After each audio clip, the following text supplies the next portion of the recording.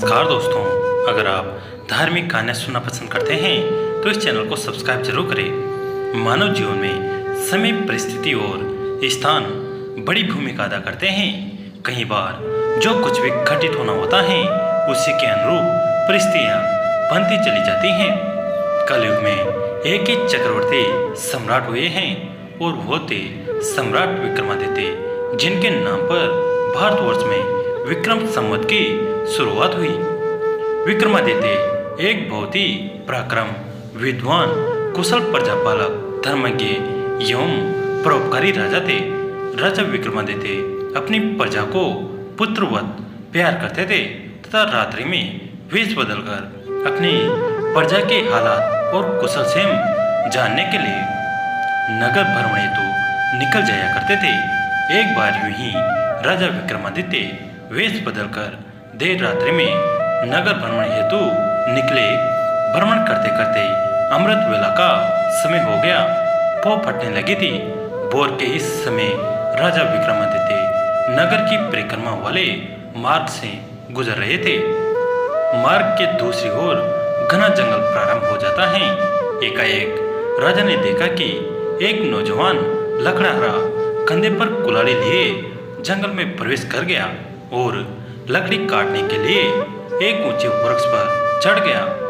तत्काल ही राजा विक्रमादित्य ने देखा कि एक भयानक रीछ दौड़ा आया और उसी वृक्ष पर चढ़ने लगा जिस पर वह नौजवान लकड़हारा लकड़ी काट रहा था।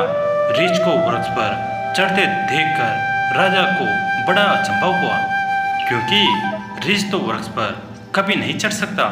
उस नौजवान लकड़हारे ने जब रीछ को अपनी ओर आते देखा तो उसके हाथ पांव फूल गए। भय के कारण उसके हाथ से वृक्ष का टहनी छूट गई और पृथ्वी पर गिरकर उसके प्राण पखेरु उड़ गए। तब रीछ वृक्ष से नीचे उतरा और राजा के देखते देखते उसने एक सुंदर लड़की का रूप धारण कर लिया और जंगल के समीप ही स्थित एक कुएं की जगह यानी मुंडेर पर जाकर बैठ गई। राजा दूर खड़ा कौतूहल से यह सब देख रहा था और सोच रहा था कि यह लड़की बना हुआ रीछ अब क्या करेगा। थोड़ी ही देर में राजा के दो सिपाही जो रात्रि में गश्त पर थे उधर आ निकले और इत्तेफाक से दोनों सिपाही आपस में सगे भाई थे।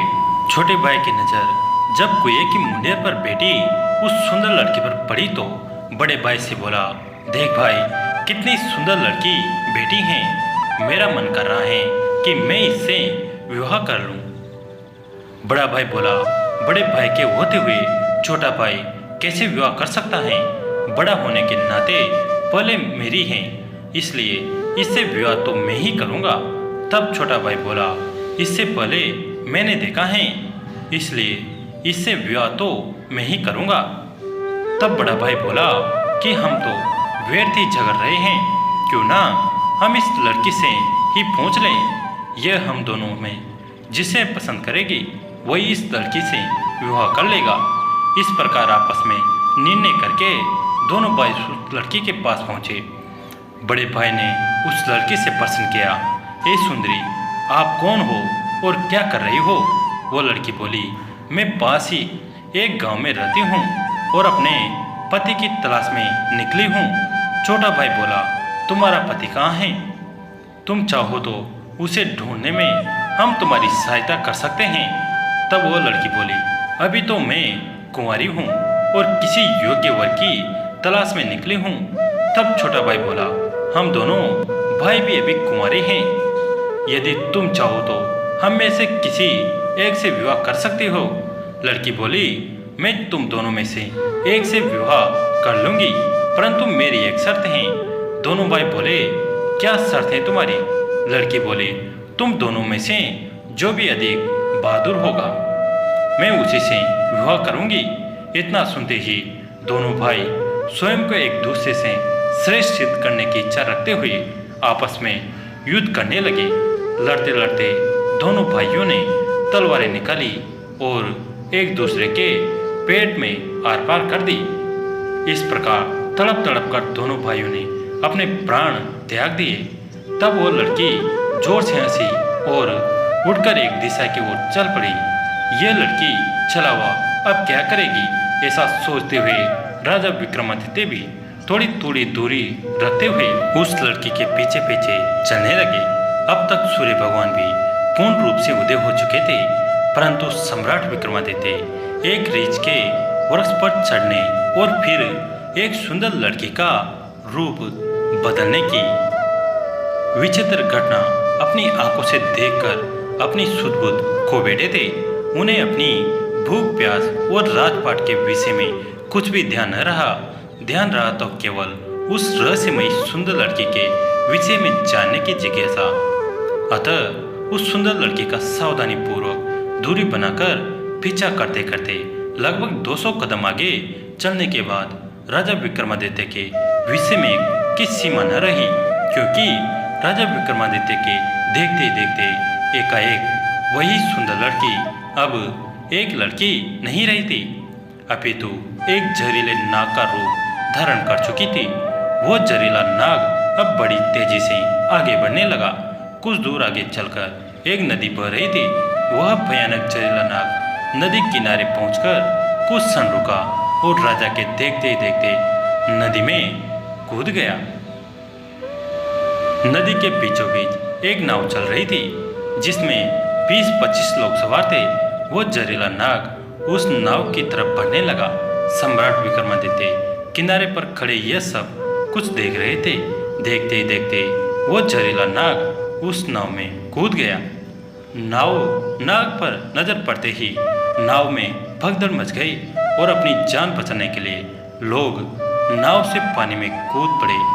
उनमें से जो लोग तैरना जानते थे वे तो तैरकर नदी से बाहर निकल गए और जो तैरना नहीं जानते थे वे सभी लोग पानी में डूबकर मर गए। थोड़ी देर के बाद वह नाग नदी से बाहर निकला और नदी के किनारे किनारे आगे बढ़ने लगा। सम्राट विक्रमादित्य उसके पीछे पीछे चलने लगे। कुछ दूर जाकर विक्रमादित्य को एक बार फिर आश्चर्यचकित होना पड़ा, क्योंकि उस नाग ने एक बार फिर अपना रूप बदला। अब वह एक वृद्ध ब्राह्मण के रूप में था। राजा विक्रमादित्य ने सोचा कि इस भले रहस्यमयी ब्राह्मण के विषय में जानकारी लेने का अब उचित अवसर है, क्योंकि इस समय यह भले एक वृद्ध ब्राह्मण के रूप में है। अब मैं इससे इसके बारे में सुगमता से पूछ सकता हूँ। यह सोचकर राजा विक्रमादित्य शीघ्रता से उस रहस्यमयी ब्राह्मण की ओर बढ़ने लगे। राजा विक्रमादित्य तो उस छलावे रहस्यमयी भले का पीछा कर रहे थे। अब राजा विक्रमादित्य तेज तेज कदमों से चलते चलते उस वृद्ध ब्राह्मण यानी छलावे के सम्मुख पहुंच गए और उसे हाथ जोड़कर प्रणाम किया। वृद्ध ब्राह्मण ने भी हाथ उठाकर अभिवादन किया। तब राजा विक्रमादित्य ने उसे प्रश्न किया, आप कौन हैं? वह बोला, तुम्हें दिखाई नहीं देता? ब्राह्मण हूँ। राजा बोला, आप असत्य बोल रहे हैं, आप ब्राह्मण तो नहीं हो। वो बोला, तो फिर तुम ही बता दो मैं कौन हूँ। राजा बोला, तुम वो नहीं हो जो नजर आ रहे हो। वह बोला, मैं जो कुछ भी हूँ, तुम्हें इससे क्या लेना देना? तुम अपने काम से काम रखो और अपना रास्ता नापो। राजा बोला, मैं सच्चाई जाने बिना आपका पीछा नहीं छोड़ूंगा, आपको सच्चाई बतानी ही पड़ेगी। वो बोला, मैंने तुम्हें बताया तो है कि मैं एक ब्राह्मण हूँ। राजा बोला, आप मुझसे झूठ नहीं बोल सकते। मैं आपका तब से पीछा कर रहा हूँ जब आप रीछ बने हुए थे। उस समय आपने उस नौजवान लकड़हारे को मारा, फिर आप एक सुंदर लड़की बने और उन दोनों सिपाही भाइयों को एक दूसरे के हाथों मरवा दिया। फिर आपने एक जहरीले नाग का रूप धारण करके नदी में छलांग लगा दी और नदी पार कर रही नाव में घुस गए और तुम्हारी दहशत के कारण नाव में सवार यात्रियों में भगदड़ मच गई। नाव पलट गई और आधे यात्री नदी में डूबकर मर गए। अब आपने वृद्ध ब्राह्मण का रूप धारण किया हुआ है। अब सीधी तरह से सच सच बता दो, आप कौन हो? वो बोला, यदि न बताऊं तो। यह सुनकर राजा ने अपनी तलवार निकाल ली और बोले, तो फिर मरने के लिए तैयार हो जाओ। तुम जानते नहीं यह राजा विक्रमादित्य की नगरी है और मैं राजा का वफादार नौकर हूँ। इस धर्मात्मा राजा की नगरी में इतने लोगों की जान लेकर तुम जीवित बचकर नहीं जा सकते। अब मरने से पहले जल्दी से यह बता दो कि तुम कौन हो। राजा विक्रमादित्य की यह धमकी सुनकर भरत ब्राह्मण जोर जोर से खिलखिलाकर हंस पड़ा और बोला, मैं जानता हूँ कि यह मां प्रतापी सम्राट विक्रमादित्य की राजधानी है और मैं यह भी जानता हूँ कि तुम ही विश्व प्रसिद्ध सम्राट विक्रमादित्य हो।